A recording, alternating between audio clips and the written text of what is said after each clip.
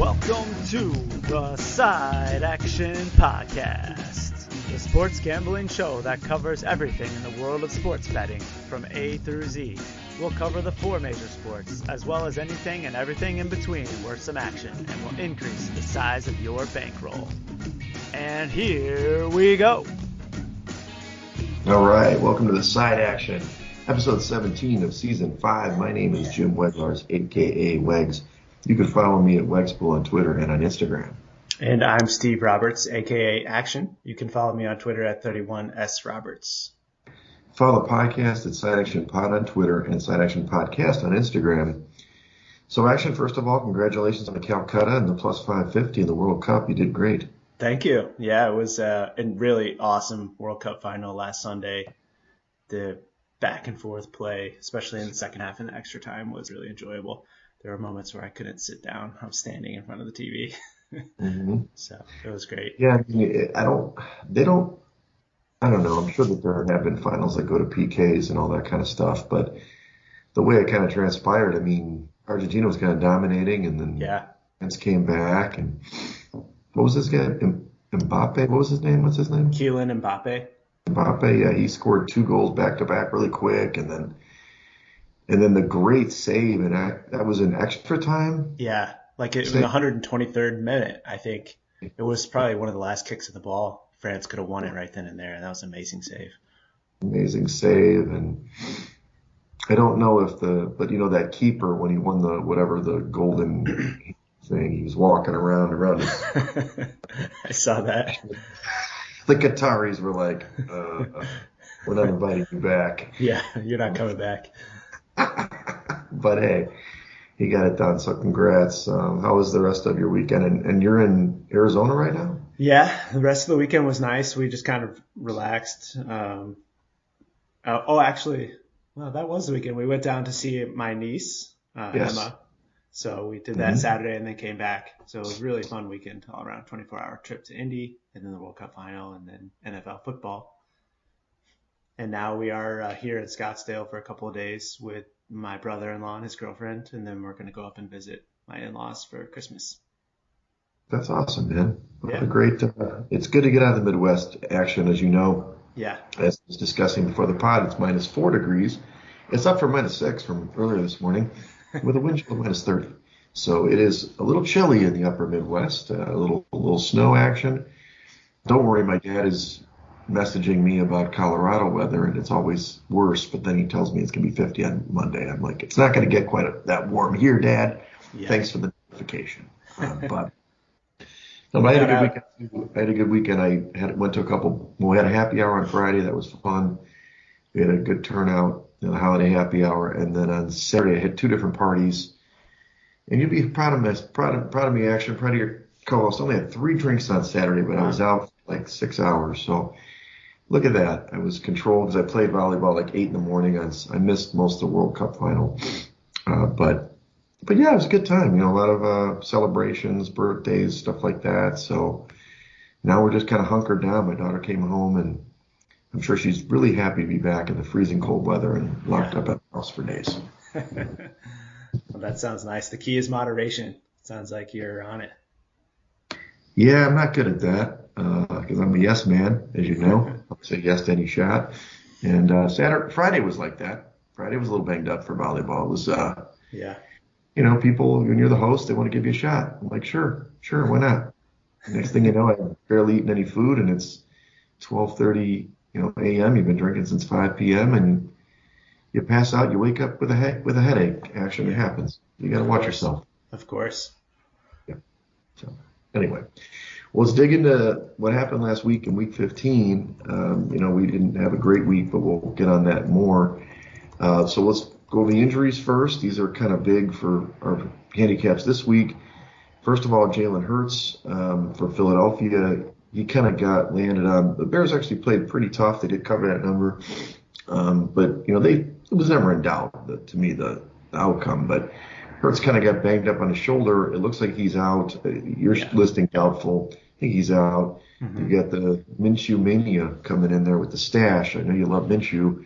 We'll talk about that in a minute. So that's a big handicap there against Dallas. Ryan Tannehill out for the season. Yeah. This is interesting.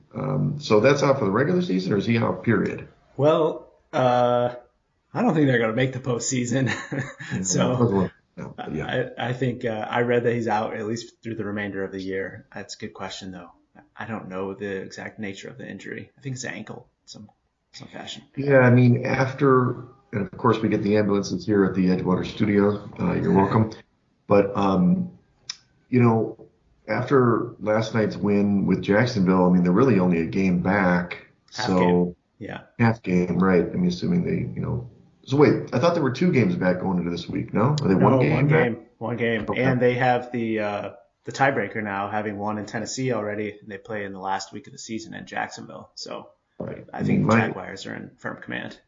Yeah, I think they're going to take the division. We'll see. I mean, obviously, the Titans, good coaching. We talked about it. They've kind of defied the odds for a while, and now they've kind of come back to earth. But Malik Willis, huh? I mean, he got a start before. He wasn't great, but They did okay against the Chiefs. We'll see. A totally different offense with him in there. Yeah, no doubt about it. Can't really throw. Right. Lamar Jackson is out again. The Tyler Huntley experience continues for Baltimore. We'll see. They did not look good last week against the Browns. They have an interesting matchup this week. I don't know if we can go on that team, but this is the same thing last year. Lamar was out late in the season. They swooned, and they actually ended up missing the playoffs. I don't think they're going to miss this time. It's close. They're definitely going to lose the division, though. Yeah. Yeah, I think so, too. Tough game last Saturday night. Thankfully, I was driving back and listening on the radio. I didn't have to watch it. Yeah, it's an ugly game. Then you got Russ Wilson. He's set to return, although, Ripon played fine. So, whatever.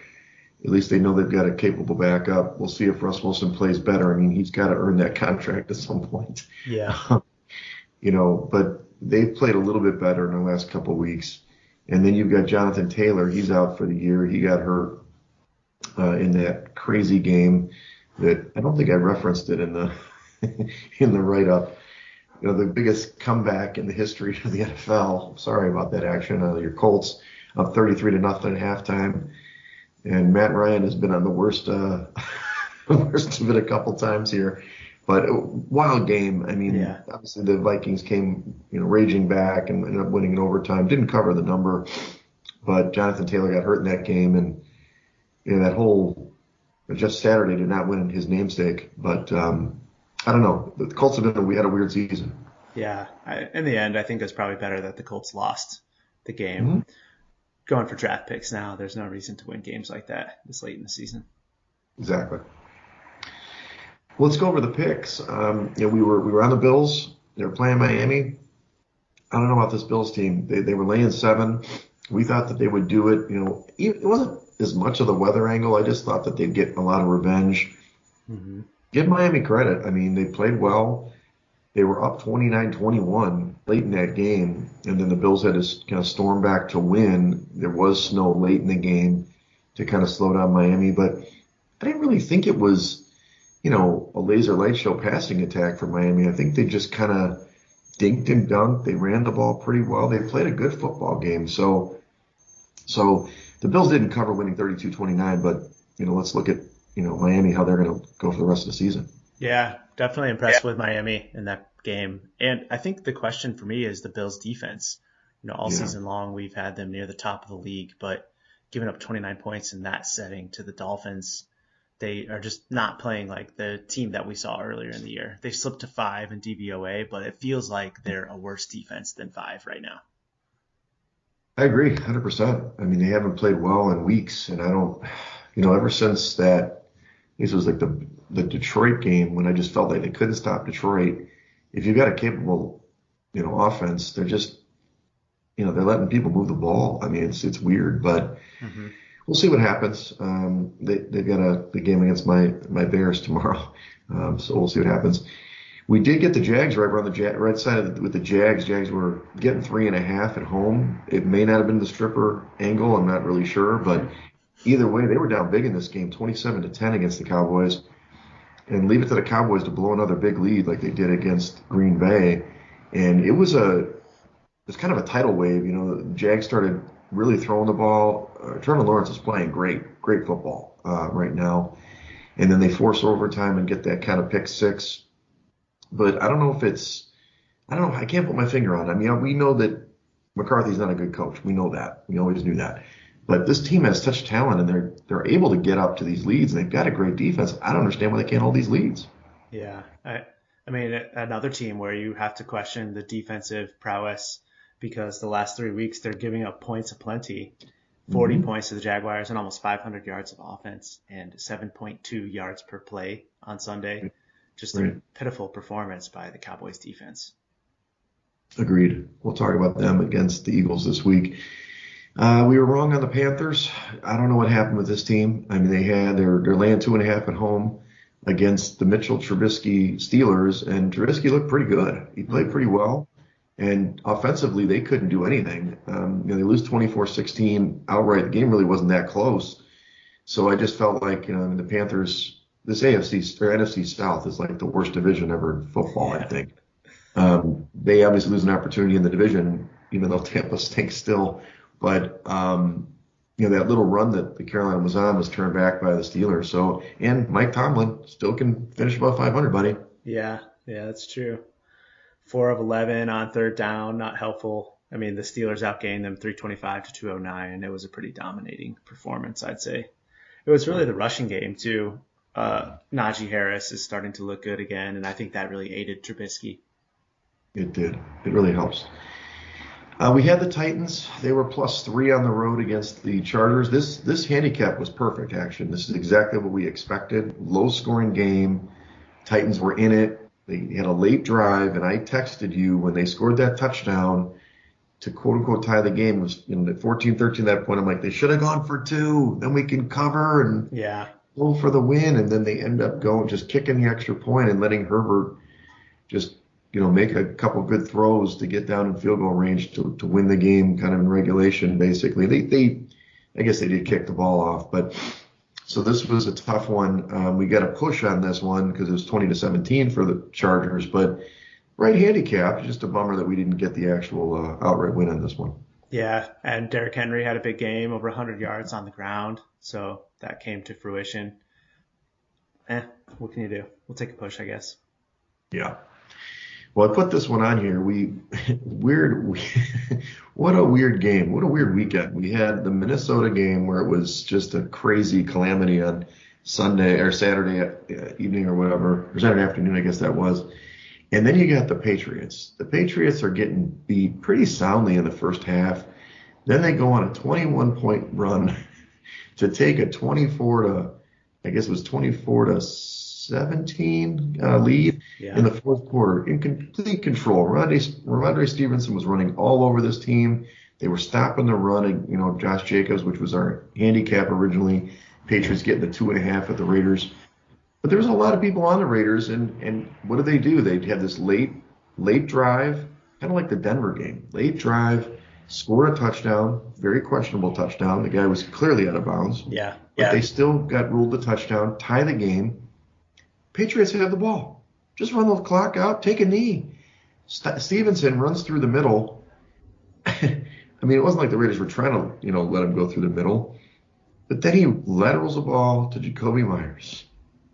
And then Jacoby Myers, like an idiot, throws the ball back 15 yards. I guess he's trying to go to Mac Jones. But he throws it right to Chandler Jones, who just proceeds to truck Mac Jones to the ground and run for the game-winning touchdown. First of all, I'm sure Vegas hated, meaning the bookies hated this. Yeah. Because, obviously an outright winner, and I'm sure there were a lot of, parlays and stuff. But what a crazy-ass game, dude. Yeah, wild ending, indeed. I don't know what Jacoby Myers was thinking. He's usually a pretty smart football player, too. I think he really owned it at the end of during the post-game press conference. So. And again, I think the Patriots, even though we didn't pick this game in the contest, they were the right side. I mean, we kind of almost flipped to the Raiders because the money was coming in, but classic handicap that just completely got destroyed on that play. If they went to overtime, you have to. The Patriots were in complete control. They were probably 90% to win that game in OT. Of course. Anyway, what are you going to do? Bengals, we didn't take this team. We backed off because we thought the Bucs were going to play well, which they did in the first half. So the Bengals were laying 3.5 in this game at Tampa. Tampa played a perfect half, 17-3, played a great defense. Again, good handicap action, except I don't know what the hell happened at halftime. They turned the ball over. I think it was 4 straight times, the Bucs. First of all, if you want to explain this to me, you're up 17-3. You're at your own 26-yard line. You go for a fake punt? Well, what the hell are they thinking? They go for a fake punt and blow it. They fumble it, and then they say get tackled right there. They give a short field to the Bengals, who haven't moved the ball all day. They score right away. Then they turn the ball over 3 straight times in a row. The game flips. They scored like 24 unanswered points, meaning the Bengals end up winning 34-23. I mean, another crazy game for this weekend. Yeah, it sure was. Yeah, I agree with you. I think that fake punt really turned the momentum in that game and just gave the Bengals new life. And from that moment on, it was a completely different football game. And somehow Tampa, as bad as they've been, and I don't know how many games they've lost in a row, they're still on top of the NFC South, dude. This is ridiculous. Yeah. It's atrocious. I mean, the Bucs still pretty much dominated the box score. 400 yards to 237. The yards per play was almost 2 yards better than the Bengals. So it was really just the turnovers and the short fields that they kept giving. When you get the ball at the 20 every time, on the other 20, I mean, and Burrow's like, okay, here's another touchdown. Let me hand it off. I thought Mixon ran pretty well in this game, considering against the Bucs defense. All right, and the last one was the Commanders. Oh, man, the Commanders. And Tyler Heineke, he failed us. But, I don't know if you watch this game. I know you sometimes go to sleep on Monday Night Football, as you should. Or Sunday Night Football. So the Commanders were laying 4.5. And I'm not going to say that they should have covered this game. But when you watch the game, Washington's so much more talented than the Giants. They moved the ball from 20 to 30, from their 20 to the 30 of like 6 times. Then they kept getting penalties, getting pushed out of field goal range, punt the ball. And then they obviously strip sack, fumble. Thibodeau played great for the Giants, that's for sure. He had multiple sacks and he had the strip sack recovery himself for the touchdown. But in the end, like, the defense played solid. The Giants didn't do much on offense. And then the stupid fumble it's a good reversal. I mean, Heineke fumbled in the red zone. Yeah. Points off the board. And then this ridiculousness at the end of the game. I don't even understand. It's not that I'm saying it's rigged or anything. I just think that on the 2-point conversion, when Washington scored earlier in the game, and they called pass interference on, I don't even know why they called it. It was like ridiculous. The receiver ran into the guy in front of him. That happens on every play. Mm-hmm. But then later in the game, when they say McLaurin was lined up wrong, he waves his hand over there, and they gives him a move, and then he moves up a little bit. Then they still call it on him. That takes him out, negates a touchdown. And then the guy got mugged. I mean, come on, dude. Receiver got completely mugged by the Giants cornerback, no call. It's just bad officiating, Yeah. So in the end, I'm not saying they would have covered the number, but they probably should have won the game or at least been in overtime. Yeah, definitely. I didn't see it. You're right. I did go to bed, so I didn't see the end, but I heard a lot of discussion on radio and whatnot this week. So it sounds like Heineke probably should have thrown an interception during that sequence earlier. He did. He threw it right to somebody, and they may go back to Wentz. Wow. They should think about it, because I don't think Heineke's the answer. Yeah, well, in the long run, I don't think he's the answer. So for this team, they still are on the fringe of the playoffs. I do think your Lions have a really good chance to overtake them now. Mm-hmm. But anyway, we'll talk about that more later. So on the week, Dogs came in just ahead, 8-7 and 1 this week with the push. And then the unders just killed it 11-5. Probably a lot of weather in that one. But look at this, man. And this started off early. Of the favorites, 6 of them didn't cover this week. You know what I'm saying? That won the game. So that's of that 8-7 and 1, 6 of them were no covers by the favorites. So a little bit of a correction. Yeah. All right, let's go into Week 16 action. We already talked. The Jags won 19-3 against the Jets. I feel bad for the Jets. Obviously Mike White got hurt. We know Wilson sucks. They ended up going to the other guy last night. I didn't even know this guy. Did you see that last night? Yeah, late Strebler. Yeah. I mean, he didn't play great, but he played better than Wilson. The Jets, if they have any offense, not just in this game in general, they probably win against Detroit and the Jags. But anyway, the Jags they're sitting there. Like you said, they're in the driver's. All right, let's go to the next game. Let's go to the Saturday games. Now, look, it's a little bit weird this week, everybody. Not that you're having to gamble every second, but the bulk of the games are on Saturday, Christmas Eve, and there's only 4 games on Christmas Day. Is that right? 3 games. Yeah. And a Monday night game. So, by the way, I've already notified the proxy of the earlier picks this week. Great. Nice one. There's a lot of games in this kind of 1 o'clock window for Saturday, so we got to get after it. So let's start off with the Falcons going to the Ravens. Ravens opened as a 7-point favorite here. They're still 6.5 in the contest. The total went from 40.5 to 34.5. We didn't talk about Ritter. Ritter played okay. They did get the cover. They didn't win the game, but they got the cover in the game against the Saints. Kind of got a late touchdown, kind of backdoored that situation. But obviously the total tells you the story. Nobody's going to score this game. So 6.5 is a lot of points for a low total game. I'm not saying we should get on Atlanta, but Baltimore, I would never take Baltimore in this game. Let me just put it that way. Yeah, I can't look at Atlanta at all. Desmond Ridder was awful last week, and I don't really see him having any success against the Ravens defense. And I mean, I think you nailed it. It's a good reason that this total is set at 35.5 right now, because this is one game, and I think it'll be a theme throughout this entire podcast episode, but the weather this weekend, especially Midwest and East, is just going to be terrible in every outdoor game, and this is one of them. So right. I think, though, that the Ravens are going to be set up to have success running the ball. The Falcons' defense is 30th ranked against the run, and their rushing D-line is 32nd. So if Roman actually sticks to the run this time, which he failed to do on Saturday night, I think Baltimore could cover. But I can appreciate you not wanting to lay a big number with a low total. Yeah, I just want to stay away. The Ravens have been a team that middle of the season when Lamar was playing, I really liked them because they played so bad early and they blew some games. People kind of laid off. The odds makers were, there was some value there. And there's technically value in my number here, actually. I got this as a 10-point game for the Ravens. I just can't trust them, and maybe they win the game, but and they should win the game. But I don't know, man. 6.5, 7 points, too many. I do think the Ravens is a really strong teaser piece this week. I've already put them in a teaser with the Jags, actually. So bringing them 6.5 down to half is a good look. You obviously had that in the bag with the Jags there. So, okay, next game, Seattle's going to Kansas City. Kansas City opened as a 9.5-point favorite at home, 48-point total. It's 10 in the contest for Kansas City. 49.5 is the total.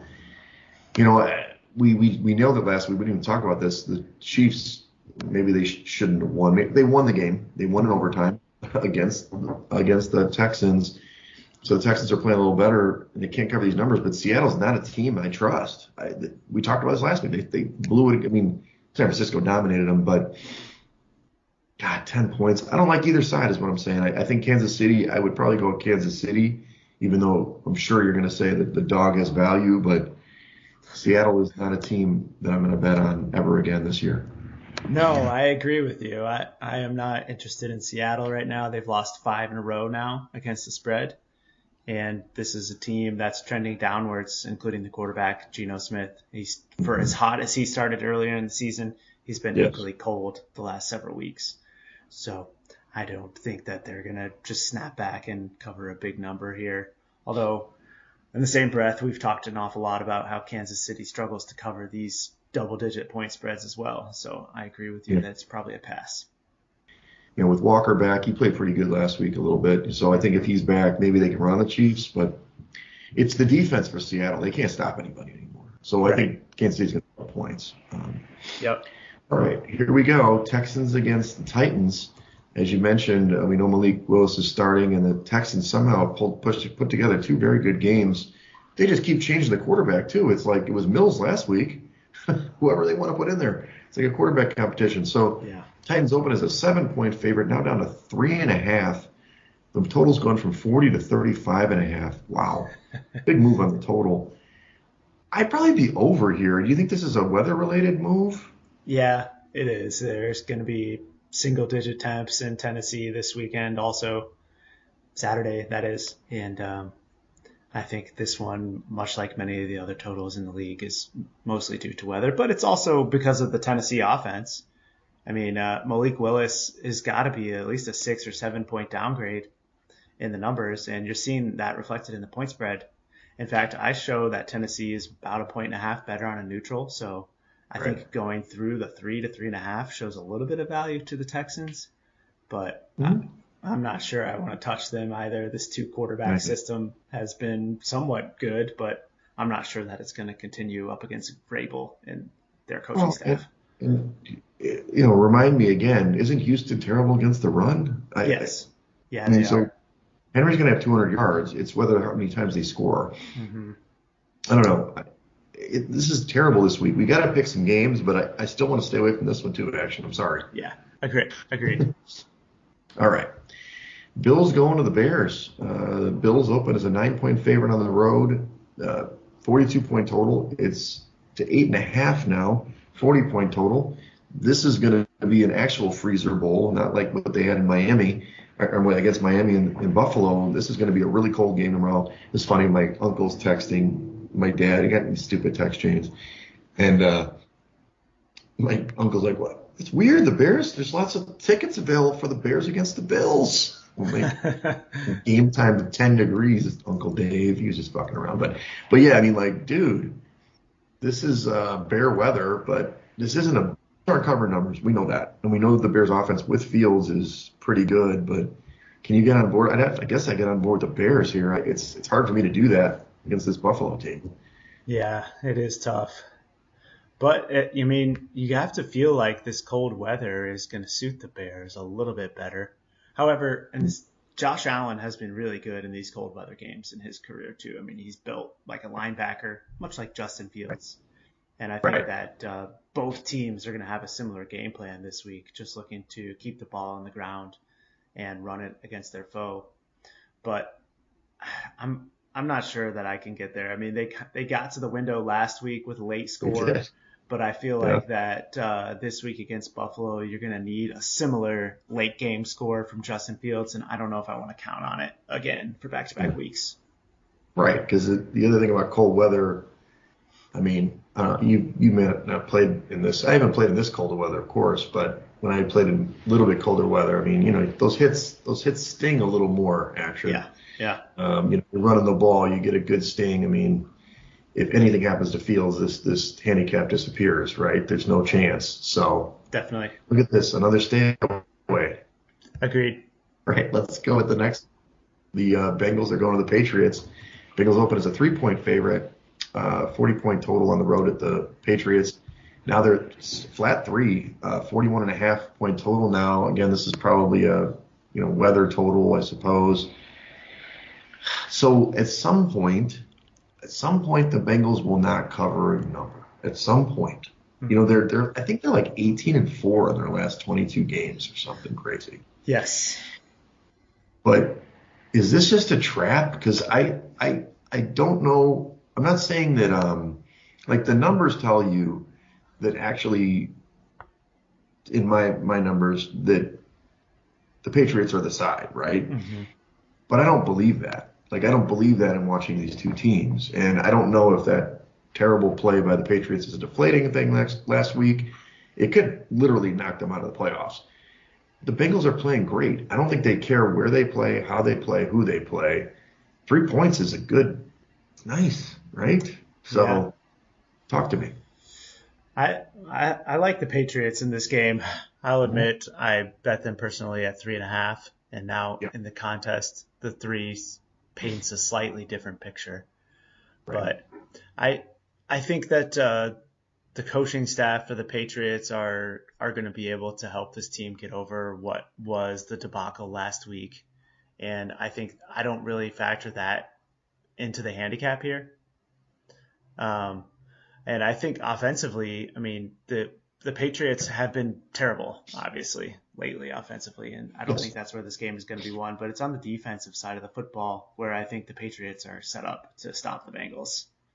And so I think this is kind of the last stand for the Patriots, and I have a hard time going against them. Okay, let's put a yellow on them. All right. I don't know when we're going to talk tomorrow morning, but put a yellow. It's hard because the Bengals have been a bet on team for weeks. Yeah. You know, I think they've won 5 in a row. Is that right? They've won like 5 games in a row, and they've covered just 6 or 7 in a row. The only game that in record, I think it was the Browns game, was the only team that was like, what happened to them? But so let's see. I mean, I think the only thing I would, Mr. Non-numerical handicapper over here, my thing is like, yes, they're going to play way better this week because they messed up the game last week, right? Yeah. Mm-hmm. That's the handicap, simply. And Joe, like I said, I wrote in my article, it's like he's going to relish. He's going to beat Brady and Belichick in back-to-back weeks. I mean, he doesn't give a shit. So yeah. All right, here we go. Detroit against the Panthers. Detroit opens a 3-point favorite on the road. They're down to 2.5 in the contest. The total went from 44 to 43.5. Okay. Are you getting me on board? You're finally getting me on board of the Detroit train? Are you going to smash me and want to take the Panthers now? Or, Detroit has covered numbers for weeks too. They're playing really well. I don't know. The Panthers defense can be salty. They played kind of crappy last week. I got to go with the Lions here, dude. 2.5 seems like a good number. I don't know. Yeah. It seems kind of late to be getting on the Lions bandwagon. Well, seven in a row covers. Jeez. And, the Goff put to bed the inability to play in the cold last week in New York. And it's going to be cold again this weekend in Carolina. I don't think the weather here is quite as bad as it is in some other spots. So that may not be a huge factor. But, the passing game is really starting to pick up and Swift is back healthy. So you have to figure that they're going to be able to do some work against this Carolina defense, which was pretty stout earlier in the year, but now is 20th ranked defensively. And on the other side, I think the Lions defense has been playing a lot better in their own right, being able to rush the passer with Hutchinson and company. So I agree. I think that certainly 2.5 looks like a more valuable number. I make it 3 on a neutral, so the spread is probably pretty right in all honesty. But it's hard to get behind the Carolina Panthers again. Can't do it. Can't do Panthers. Let's do yellow, or if you want to go green, Lions. I'm in on that. I will say last week, and we didn't really talk about this game, but Saleh kind of screwed up that game. Besides Zach Wilson, who didn't play that bad last week, he screwed up the last minute. He didn't call any timeouts. What are you doing? Mm-hmm. They settled for a 58-yard field goal. They gave up 30 seconds when they got the ball to midfield. You call a timeout there, you probably save 2 or 3 plays. You get another 7 or 8 yards. They can that awesome play that put them ahead. But the Jets were up 17-13. They were. It was a really good football game in the end. I do think White, who knows? But all right, here we go. Next 1 o'clock window game, you've got the Saints against the Browns. Browns open as a 3-point favorite. It's down to 2.5. Another weather situation, 36 down to 32. I don't know, man. Taysom Hill made some plays last week. They scored some. The Saints played okay, but can you count on that every week, especially in the cold weather? The Browns, God, I can't. This team confounds me every single week. They're the right side. They should be 3-4 point favorites in this game, but the number came down. So, God, man, what's going on? Both these teams, I can't figure them out all season. Yeah, I know what you mean. And this total has the potential to close in historic territory. It went down to 31.5 at one point this week before some group decided to go over. Don't know how. And it's back up to 32. But I'm having a hard time because I think the one area where the Browns could have some success is running the football, but the Saints' run defense is actually pretty good. Right. And so I think they should be able to hold them down. But it is hard to get behind the Saints, I think, in this game. They had a good showing last week, but going on the road to Cleveland is a whole other animal with this weather. Is it another stay away? I think so. Okay. Like 5. We're good at stayaways this week, action. Yeah. All right, last 1 o'clock window game. You've got the Giants against the Vikings. Vikings coming off the miracle comeback. They're laying 4 points in this one from the opener and in the contest. Totals from 47.5 to 48.5. Don't worry about weather in this one, actually, because this is in a dome. Right. But these are the two paper tigers, right? I mean, the Giants somehow won last week. And again, they never threw the ball past like 8 yards in the entire game against Washington. And then their defense played enough, but the Vikings are a better team to me. But can you lay 4 points? It's a terrible number. It's a terrible number. But I can't back the Giants. You might want to talk me into that. I can't do it. I don't believe in them. So it's Vikings or pass for me here, buddy. 4 points sucks, though, I know. All right. Yeah, I'm not betting on the Vikings. Their defense is just terrible. If there's any team or opponent to come up against for the Giants pass game to get right, it's this one. And Right. for that reason, I'm betting the over. 48 is the total, and I think this game is going to go over, much like many Vikings games past this season.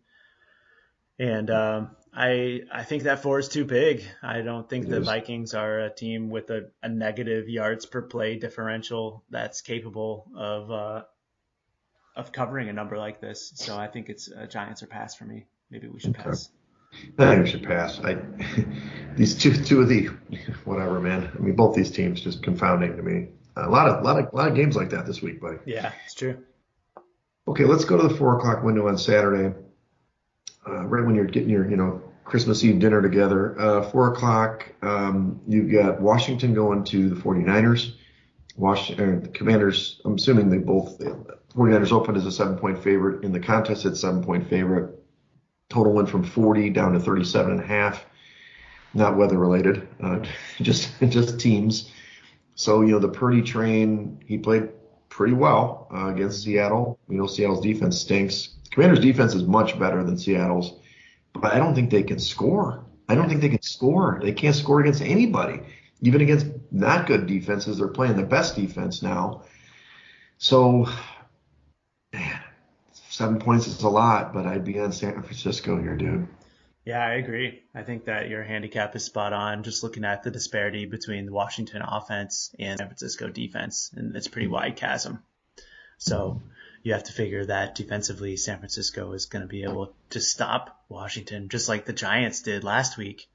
Right. And on the other side, Purdy is slinging the rock. He's making high accuracy throws and pretty high completion percentage in this couple starts so far. So you have to feel like they're going to be able to score against Washington.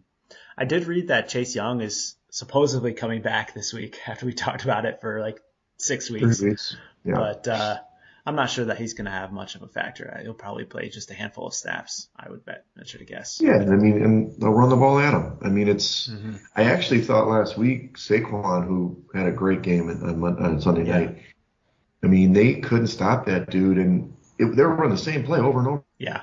Let's go yellow or green. Okay. One on the 49ers here. I'm in.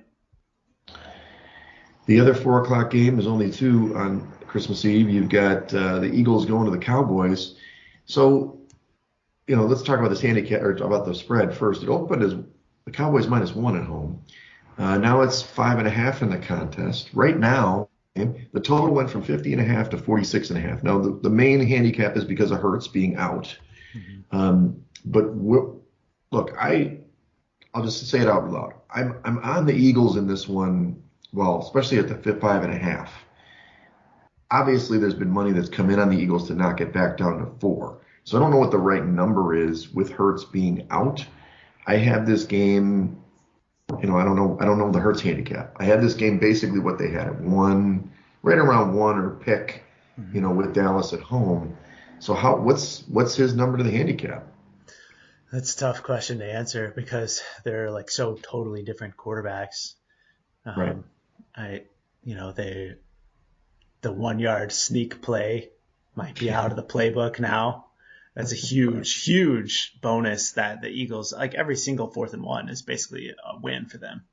Yes. I'm not sure that Minshew could pick those up. But I don't think it's as drastic as the move indicates. I agree with you. I think that Minshew has proven that he's capable when he's come in seasons past.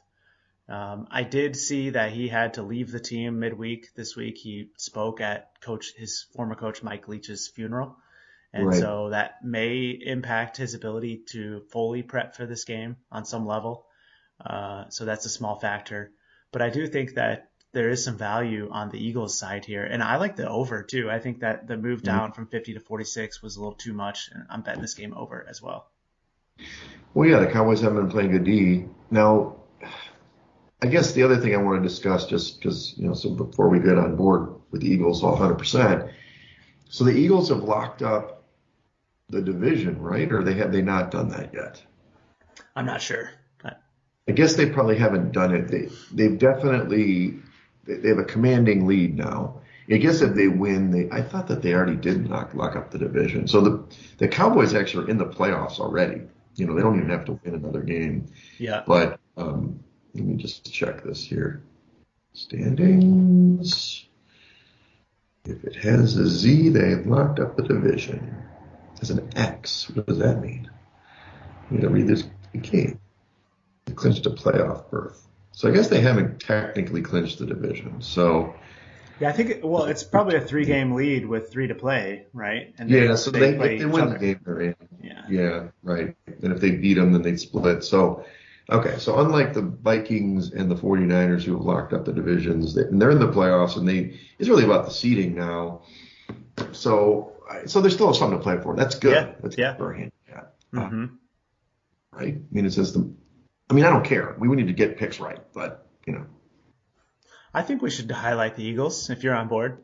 I think we a little contrarian too. I'm not sure what the masses are going to do in this game, but I feel like more often than not. Plus, we are seeing some value. Obviously, 5.5 in the contest, and it's 4 in the market. So that's why I think eventually people will pick that game, but we'll see. Okay, last one. Another primetime game. All right, let's go. Raiders-Steelers, 8 o'clock on Christmas Eve. This is what everybody wanted to see on Christmas. Why didn't they flex out the Cowboys and Eagles? But whatever. So the Raiders, after a miracle win, they I don't think they can make the playoffs, but they're playing for pride. Steelers, 1-point favorite at home, up to 2.5 in the contest. Obviously, this is going to be weather too. From 41 down to 38.5 in the contest. So I don't know, man. I hate we've been successfully staying away from the Raiders last week. I'd be on the Raiders here, dude. I don't know why. They're not 2.5. What's the move? Why is the move happening? I think it's just the spot going across the country to Pittsburgh. And you've seen one team in the Steelers that are playing better football week in and week out. And they are. The Vegas Raiders are pretty much stagnant. And I think that it's the Raiders defense. I talked about it last week. It was a good spot for the Patriots to put some points on the board, and they did it. Mm-hmm. And I think that the Steelers are in line to follow suit this week, especially with Najee Harris on the ground. That 31st ranked defense for the Raiders is going to have a hard time holding the Steelers down. So you'd be on Pittsburgh here, huh? I think so, yeah. And add in the fact that Franco Harris passed away this week, and they are putting his number into the rafters. I think that Najee Harris is going to have a big game. Not related, but yeah. And that's actually, what is it? Is it Saturday? Maybe that's why they did it, because this is why the game's on Saturday. Yeah, it's the 50-year anniversary. Yeah. Okay. All right. Well, I guess we got to put some highlight on the Steelers, huh? Yeah. Like everybody else. Spot. From 1 to 2.5. It's a good spot. Yeah. Let's hope that they can replicate that play somehow. All right. Let's go to Sunday. There's 3 games. There's a 1, 4, and an 8. It's really interesting. So you got the Packers against the Finns. Dolphins. Finns up. Finns haven't been up lately, though. They've been losing. So the Finns opened as a 5.5-point favorite at home, down to 3.5. Total went from 47 to 49.5. Give the Packers credit. They won and covered a game, finally. Yeah. Very ugly game, but they won. I don't know, dude. Are people down on the Finns? I mean, they've had a really tough schedule now, and they've now come out of it. They obviously lost to the Bills, 49ers, and then the Chargers. I guess is that the 3 games in a row? Yeah, that's right. So I'd be on the fence here, man. I don't know why. Where's the number coming down 2 points? That seems like a big move. Green Bay, sure, they can run the ball, but they didn't. It's not like they cured ills. They played the Rams. Mm-hmm. So I think it's a get right spot for the Dolphins here, man. Yeah. I lean to the Dolphins here as well. The one thing I would say on the Packers side, I think last week was the first week this season that they've actually had their full complement of skill position players, from receivers to both running backs. And so you saw a better output from the Packers. Yeah. Now, sure, you could argue that some of that was aided by the Rams, certainly. Mm-hmm. But on the other side, I think is really the handicap for me, that the Dolphins offense going up against the 32nd ranked pass defense in the Green Bay Packers is a huge mismatch. And I think that Tua and those receivers are going to be in for a big night. I like the Fins and the over in this game. Well, and let's factor in that the Fins have been on the road. I don't know how they got 3 straight road games. That was kind of a screw spot for them. But now they're going to get home. It's going to be maybe not hot, but a lot warmer. That's going to help them. I think, coming home and get some home cooking. Let's go. So I'd be yellow on that one too. Okay. All right, Broncos against the Rams. Rams open as a 1-point favorite. I'm not sure when that was, but now they're a 3-point dog at home. Total went from 35 to 36.5. I don't love the number action at 3. I think, where is it now in the market? Denver's it's 3. It's like, I do like Denver, dude. I can't. The Rams are horrible. They're terrible. And the Broncos, as bad as they've been against the number, and we know Hackett's a terrible coach, they've been playing a little better offensively, and that defense is still playing really well. So it's Broncos or pass, even though the number's not ideal. I agree. I don't see how the Rams are going to be able to hang in this game against that Broncos defense. Baker Mayfield has been okay, but he is not the answer for this offense right now. And with Russ coming back, I think that we saw a little something in that game 2 weeks ago against the Chiefs. And I think that the Broncos offense should have a little bit of success in this game. So I'd be happy to lay 3 with Denver. Wow. Are we going to go yellow on this game? Yeah, let's do it. Look, we passed on so many games, and they're just coming up late here. All right. We've got the Bucks against the Cards in the Sunday night game, Christmas Eve. Oh, what a treat. I'm not sure why they put this game here either. But you've got Bucks laying 4.5 on the road, up to 7.5 now, from 41 to 40.5 point total. I don't understand this line action. Did something else happen that I need to know about? I mean, the Bucks. Oh, yeah. Oh, there was? Well, we didn't talk about it at the top. I think Colt McCoy is likely not going to play as well. So it's going to be the third stringer, McSorley. We looked him up last week. I don't remember his name again. Chase McSorley. Oh, McSorley. Sure. Yeah. He's a former Penn State guy. Damn. Well, it's too bad for the Cardinals. This was a good spot for them. Even at the 4.5, the Bucks just can't cover numbers, but it's a stay away from me then. Actually, I don't like 7.5 at all for the Bucks. Yeah, big game for us here in Arizona. We'll be watching on Christmas. Yeah, I think. Are you guys going to go to the game? No, we'll be up in Window Rock on Sunday, but we'll probably be watching. The Suns are playing on Sunday night too, so it'll be a big Phoenix sports affair. But Melissa likes her Suns. Yeah, we're going to the Suns game tonight. Ja Morant and the Grizzlies are in town, so we're excited about it. I like Ja. He's my guy. Back to the football game. I agree.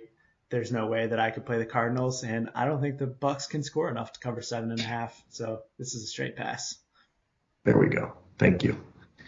Last game, which is a Monday night, the 26th. It's the Chargers against the Colts. Chargers open as a 3-point favorite on the road, and then it's 4.5 in the contest, from 48.5 to 45.5. I don't think we talked about this.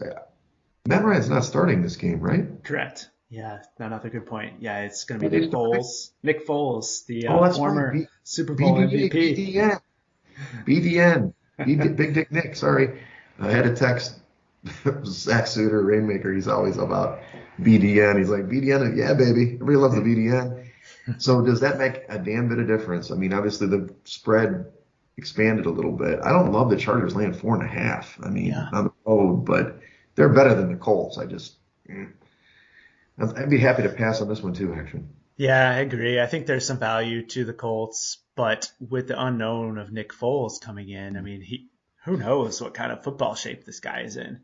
And I have a hard time putting some money behind that with just so many unknowns, but it's definitely a lean to the Colts. Okay. I'll keep that in mind for the contest. I still have a lead. It's slimming. Nice. Let's go over our picks for this week. We'll have to talk at some point here. So we've got the Patriots getting 3 against the Bengals at home. This is on Christmas Eve. Detroit laying 2.5 on the road at Carolina. Christmas Eve at 4 o'clock. We've got the 49ers laying 7 at home against the Commanders. We like the Eagles getting 5.5 at Dallas in the 4 o'clock window on Christmas Eve. And then the Steelers laying 2.5 at home against the Raiders on Christmas Eve night. And then on Christmas Day, we like the Dolphins laying the 3.5 against the Pack, and the Broncos laying 3 on the road against the Rams in the 4 o'clock window on Christmas Day. I can go with some of those picks, actually. Yeah, we got 7 to choose from here. I think we can make some selections. Pick the right ones this week, hopefully. All right, so Circa Million, tough week, man. 1-3-1. It doesn't completely kill our hopes, but we got to really good the last 3 weeks to get down the stretch. We're 56% now, 801st place. We are 4.5 back of the money. The top 100 is at 62%, and the top dogs just under 71.33%. So they're not killing it. In past years, actually, they've been better. Especially the top dog, and last year was obviously the top 50, so it's a little bit skewed, but we got a shot. We just got to close out strong. Yeah, I think that we still have a shot too. Obviously, the week last week put us back a little bit, but I think coming down the stretch, we can really make some key moves. We got to start thinking about what the public consensus picks are going to be doing too, if we want to really make some moves. So we may start that next week, I imagine. Yeah, if we can get a good week, solid week this week, and then then we're just kind of go contrarian next week. We'll see what happens. So, All right. So it sounds like you got a full holiday weekend. I'm not doing that much, but I hope you have a happy holiday action. This is a good time of year to be with family, and good time to be in Arizona. Yeah, Same to you. You guys have happy holidays. All right. Well, follow us at Side Action Pod on Twitter. Follow us at Side Action Podcast. And follow me on Twitter at 31sroberts.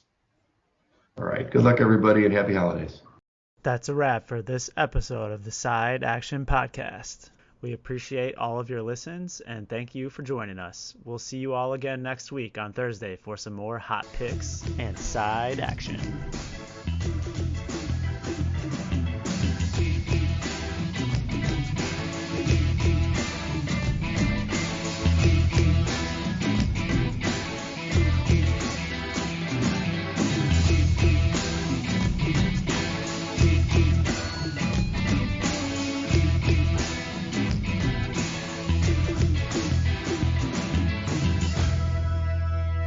Side Action Podcast, its owners and associates take no responsibility for the opinions or statements made by the show hosts or their guests. Statements or show topics are not necessarily the beliefs of this podcast, and opinions between talk show hosts may conflict. Individuals following the advice given on the podcast accept their own risk of losses from wagers made. As the Side Action Podcast, its owners, hosts, associates, or guests will not guarantee any advice given. The opinions and advice given on the Side Action Podcast is for entertainment purposes only. Gambling problem? Call 1-800-GAMBLER. Intro and outro and transition music credits. Song titles Jerry 5 and District 4 by Kevin MacLeod at incompetech.org. Licensed under Creative Commons Attribution 3.0. creativecommons.org/licenses/by 3.0.